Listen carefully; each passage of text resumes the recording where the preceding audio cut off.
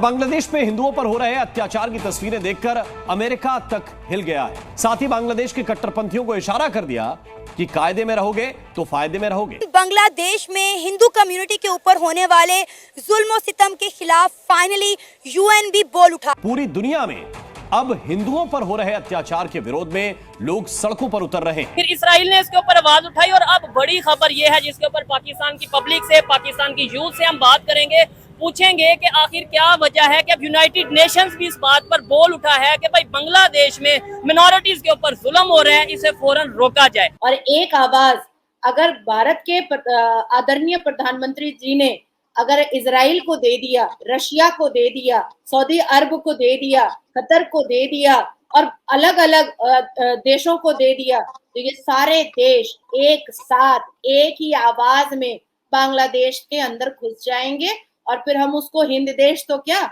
हम उसको पूरा का पूरा ही हिंद देश बना देंगे।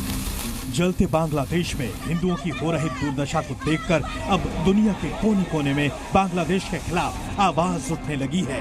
अब देखना पाकिस्तान से भी बेड़ा कर किसका होना है। पाकिस्तान भी उसी दहाने पे खड़ा हुआ है। यहाँ पे भी इस्लामी रेवोल्यूशन कभी भी आ सकता है और ये अफगानिस्तान बनेगा। बांग्लादेश आपका अफगानिस्तान बन जाएगा और इंडिया के बॉर्डर के ऊपर ये अफगानिस्तान होगा। तो आज ये सुबह देखने में आया कि बहुत से लोग, एक एनजीओ है हिंदू एक्शन के नाम से, उन्होंने इकट्ठे होकर यूनाइटेड नेशन के ऑफिस की बिल्डिंग के बाहर प्रोटेस्ट किया। बहुत ज्यादा और सेक्टर से लोग साथ मिले और एक बड़ा प्रोटेस्ट रिकॉर्ड किया। इस्लामोफोबिया को मद्देनजर रखते हुए सारा का सारा मुसलमानों के खिलाफ पूरी दुनिया के अंदर एक जो हेट प्रोपेगेंडा है उसको वो उजागर करने के लिए सारा काम कर रहे हैं। सबसे बड़ी बात ये है कि इस इशू को इंटरनेशनल लेवल पे उठाने में इसराइल ने इंडिया की बहुत ज्यादा हेल्प किया।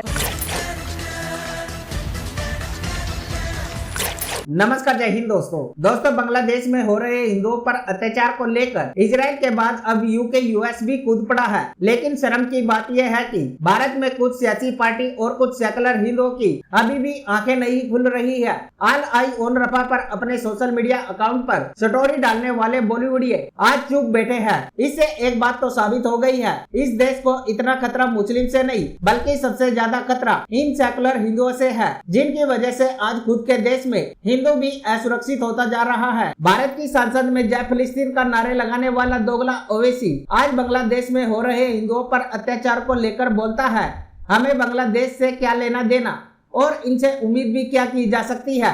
लेकिन कुछ सेकुलर हिंदुओं को इनसे अपना भाईचारा बढ़ाना है। लेकिन आज बांग्लादेश में जो हो रहा है उसको लेकर दुनिया भर के हिंदू सड़कों पर उतर आए हैं, जिसको देखते हुए अब यूएन में भी इसको लेकर आवाजें उठने लगी है। मोहम्मद यूनुस को सिर्फ भारत के लोगों को जवाब नहीं देना पड़ेगा, मोहम्मद यूनुस को यूएन को अब जवाब देना पड़ेगा, मोहम्मद यूनुस को अब इंटरनेशनल कोर्ट को जवाब देना पड़ेगा, मोहम्मद यूनुस को अब सऊदी अरबिया को जवाब देना पड़ेगा। और 1,30,00,000 की हिंदू की आबादी के डेटा को लेकर के भारत के प्रधानमंत्री श्री नरेंद्र दामोदर दास मोदी जी ने जो कमेटी का संगठन किया है, उस कमेटी को भी जवाब देना पड़ेगा मोहम्मद यूनुस को कि 48 घंटे से आप ऐसा कौन सा जश्न मना रहे हैं और आप ऐसा कौन सी अय्याशी कर रहे हैं जो आपकी फर्स्ट प्रायोरिटी में बांग्लादेश को शांत कराने का, जिहादी हरकतों को रोकने का काम था, और आप अपने आप को जश्न में मुब्तला करके रखे हुए हैं। ये तो समझना पड़ेगा ना। The second thing is Shaila कि मैं भारत के रहने वाले माइनॉरिटीज को भी माइनॉरिटीज नहीं मानती। अब लोगों को इसमें बड़ी मिर्ची लगेगी कि नाजिया खुद मुसलमान है और नाजिया ऐसी बात कर रही है। मैं उस मुसलमान घर से आती हूँ जिसके बाप दादा ने अपने खून को बहाए हैं भारत को अंग्रेजों से आजाद करने में। मैं उस ब्लड से नहीं आ रही हूँ जिसके बाप दादा ने विभाजन में सपोर्ट किया था, अबू कलाम आजाद का विभाजन में सपोर्ट किया था, जिन्ना का विभाजन में सपोर्ट किया था, लियाकत का, और नेहरू की चमचागिरी और ब्रिटिश की चमचागिरी करके अपनी जिंदगी को लैविश बनाया था। आज हमारे भारत में हजारों मुस्लिम समाज के, मुस्लिम मजहब के ठेकेदार बन करके बैठे हुए हैं। इन्हीं के बाप दादाओं जो हमारे साथ चैनल पर बैठ करके हमें बेइज्जत करने की भी कोशिश करते हैं, और जाहिल जपट जिसको 2 लाइन अंग्रेजी नहीं आती, जिसको अच्छी कलीश उर्दू नहीं आती है, जिसको अरबी समझ में नहीं आती है, वो अपने आप को इस्लामिक स्कॉलर कहता है। 4 लाइन अरबी में बात कर दो तो जवाब नहीं दे पाता है। ऐसे ही लोगों के बाप दादाओं ने इस देश का विभाजन किया था और यही एक बहुत बड़ी वजह है कि मैं भारत के 15 करोड़ मुसलमानों को माइनॉरिटी नहीं मानती हूं। अब बात आती है कि 2014 से पहले जो लोग भारत में आए थे, सिटीजनशिप अमेंडमेंट एक्ट के जरिए उनको नागरिकता देने की बात और नागरिकता देने का वायदा किया जा चुका है। लेकिन अब बात यहाँ पर ये आती है कि हमने माइनॉरिटी को अपने देश में फलाया फुलाया, उनको सुरक्षित रखा। 7 करोड़ की आबादी से हमने 20-22 करोड़ करवा दिया। हमने 77,000 मस्जिदों से 3 लाख से ऊपर एक्टिव मस्जिदें करा दी। हमने चंद हजार मदरसों से लाखों मदरसे करवा दिए। हमने चंद इमाम बाड़ों से हजारों इमाम बाड़े करवा दिए। आपने पाकिस्तान ने, बांग्लादेश ने क्यों हमारे हिंदुओं को परेशान किया? अब बार बार अगर हर जगह से भारत में ही हिंदू आ जाएं तो फिर कैसे चलेगा भैया, कैसे चलेगा?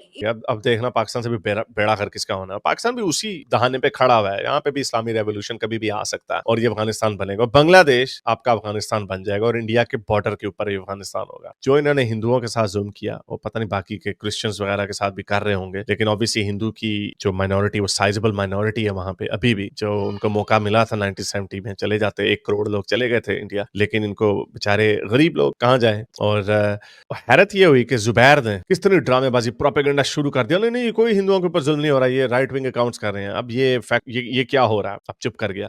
इससे पता चलता है कि ये हर चीज को वाटर डाउन करते हैं, अपना मकरू चेहरा, जो गंदा चेहरा इनका। और इन्होंने साबित कर दिया जब इनको थोड़ी सी ताकत मिलती है। Again Bangladesh was still a Muslim country, लेकिन शेख हसीना वाजिद एक मॉडरेट थी, यानी एक जिस तरह की भी लूली लंगड़ी जमहूरियत थी। लेकिन उन्होंने वही किया, उन्होंने पाकिस्तान से सबक सीखा। उन्होंने कहा मिलिट्री को हम ताकतवर करते हैं और इनकलाब लाते हैं। उसके खिलाफ साजिश की गई, शेख हसीना के मुल्क छोड़ के भाग गए। और अब आगे पता नहीं क्या होगा। आगे शायद वो सो कॉल्ड डेमोक्रेटिक सिस्टम को कंटिन्यू रखेंगे या फिर एक मेजर अपहीवल आएगा। और अगर वो हो जाता और ये अफगानिस्तान बन जाता तो I think India should open the borders only for Hindus. CAA के ऊपर मैंने भी शुरू में नादानी में अपनी हमने जी बड़े मॉरल हाई ग्राउंड का जो कीड़ा होता है लोगों को, वो लेने के चक्कर में जी सबको बराबर होना चाहिए। अब कोई ये बंदा ये नहीं कह सकता कि CAA का जो लॉ था वो गलत था, और ये तो बिल्कुल भी नहीं कोई कह सकता कि इंडिया को जो हिंदूज हैं, स्पेशली हिंदूज, एक्स मुस्लिम भी होंगे बेचारे, एथियस्ट भी होंगे, उनकी किसने सुननी है, लेकिन जो हिंदुओं के ऊपर हो रहा उनको इंडिया में आना चाहिए। और मैं देख रहा था इंटरनेशनल कवरेज, BBC वगैरह ने कवर किया है और वायलेंस कहा है कि वायलेंस इरप्ट हो गया है। ये सिंगल आउट नहीं कहीं पे किया, पता नहीं क्या इनका ऑब्सेशन है। इंग्लैंड में हम देख रहे हैं गोरों ने, जो उनके जो फार राइट गोरे, उन्होंने भी दंगे किए हैं, लेकिन उतने नहीं किए तो 20-30% मुसलमानों ने भी दंगे किए। अभी मैंने एक ट्वीट की थी, किसी मेन स्ट्रीम मीडिया ने मुसलमानों का नाम तक नहीं लिया,